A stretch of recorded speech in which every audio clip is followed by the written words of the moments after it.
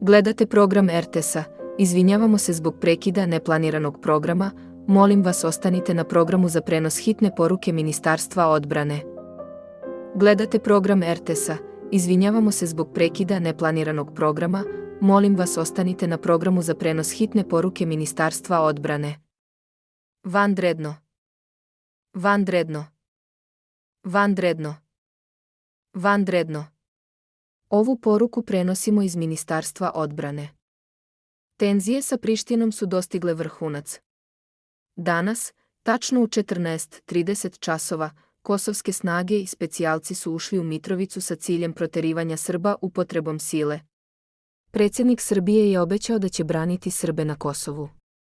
Ako bi se takav scenario dogodio, molimo vas da kontaktirate vaš lokalni mobilizacioni centar. Svi evidentirani građani koji odbijaju da se odazovu pozivu biće uhapšeni i sudit će im vojni sud.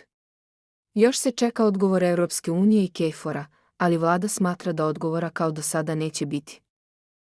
Ruska federacija, Grčka, Rumunija i Mađarska su osudili poteze Kosova ka nasilju i pozivaju na mir.